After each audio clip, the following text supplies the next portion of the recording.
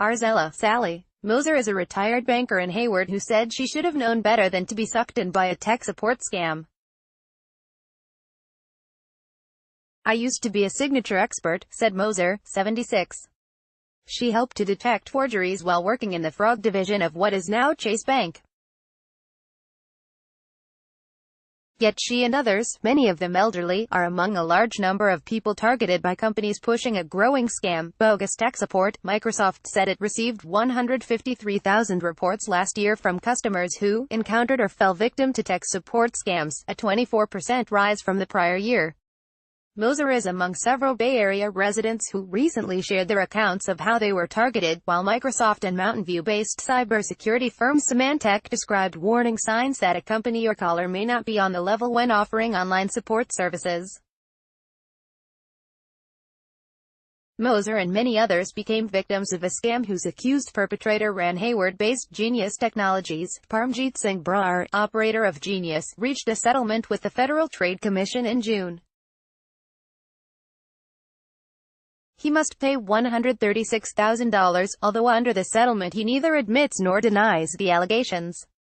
The FTC accused Brar of working with telemarketers to trick elderly Americans into buying fake tech support services.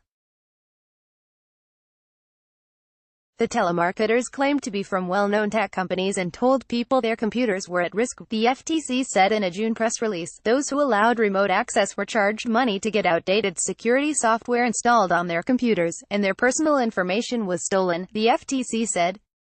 The FTC settlement also bars Brar from operating tech support services again. Brar's attorney, Guyton Jinkerson, said he had no comment on the matter.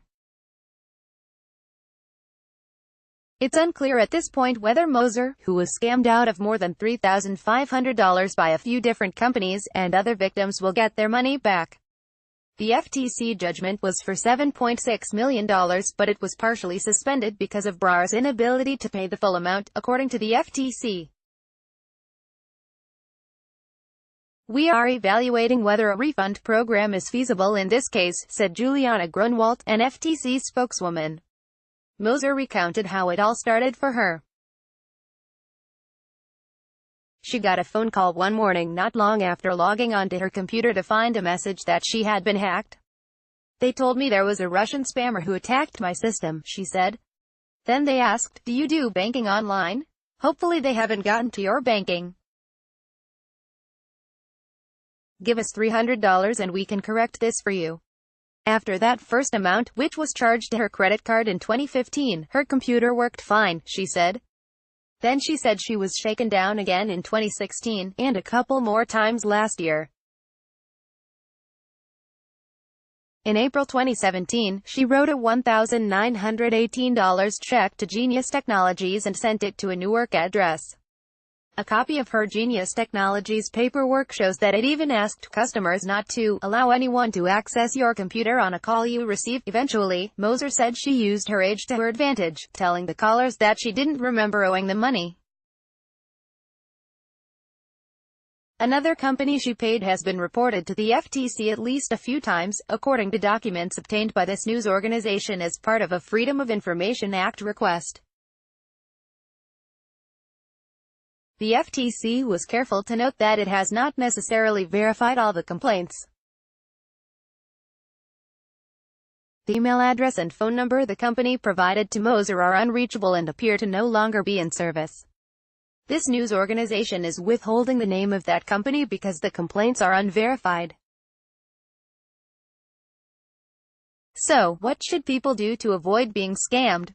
If you think there's a problem with your computer, take it to a friend or take it to a computer repair shop, said Kevin Haley, Director of Product Management for Security Response at Symantec. It's sort of like with your car. You have to find a mechanic you can trust. In addition, Symantec, which owns Norton Antivirus or other security software, would never call a customer about a frozen computer, he said. Right there, 100% of those phone calls are scams, Haley said. The scams also take other forms. Last year, Symantec blocked 154 million phony messages suggesting a problem with users' computers. Louis Stephan of Concord, who's 83, said he got a message that appeared to be from Microsoft when his computer froze up. He called the number in the message and reached someone who offered him different tiers of protection for his computer. He said he eventually paid a total of $1,100 to SFIX Solution, at a San Diego address, which turns out to be residential. But his story has a happy ending. He barely lost any money. "I told them I would tell the FTC," Stefan said, when he asked for his money back. He said in the end, he only lost $35, the fee to put a stop payment on the check. This news organization placed multiple calls to SFIX Solution. The first time, a technician would not divulge any details, including where he was based. The second and third times, somebody promised to call back with information about Stefan's case but did not do so. Microsoft said in a recent blog post that it would never proactively reach out to you to provide unsolicited PC or technical support. "Any communication we have with you must be initiated by you," Haley said. Scammers may not be content with stealing your money. They want to do other things as well. In some cases, thieves want to steal more information or use others' computers to mine cryptocurrency.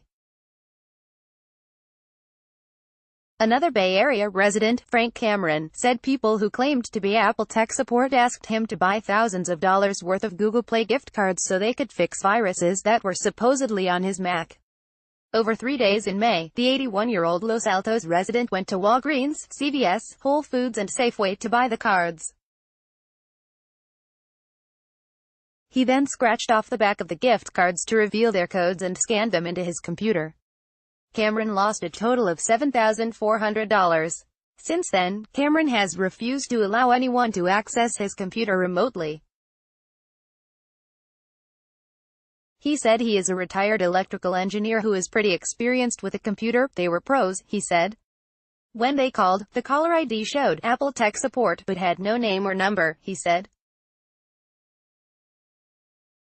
Last fall, the Better Business Bureau warned against such scams, saying, "Don't believe caller ID tips about tech support scams. If you receive an unsolicited phone call or email about your computer, it is most likely a scam. If you receive an unsolicited pop-up message on your computer, examine it closely and look for signs that it may be fake. They include misspellings and bad grammar, or poor quality graphics and images. Examine emails in the same way, because scammers may be trying to trick you into clicking on a link or opening a file." Microsoft says its error messages and warnings never include a phone number. Symantec, which makes Norton antivirus software, says it will call you only if you request a call. Search online for the number you are asked to call. If other people have reported that number, it might come up as a suspected scam. Search online for the address where you are asked to send a payment. If it is a house, you might want to think twice. If you are tricked into giving someone remote access to your computer, change the passwords on your bank account and other accounts. If you are scammed, contact your bank and the FTC, where you can file an online complaint. The Better Business Bureau also has a scam tracker. Take notes and save paperwork, which could come in handy when you're filing a complaint. Source: Symantec, Microsoft Mercury News Research.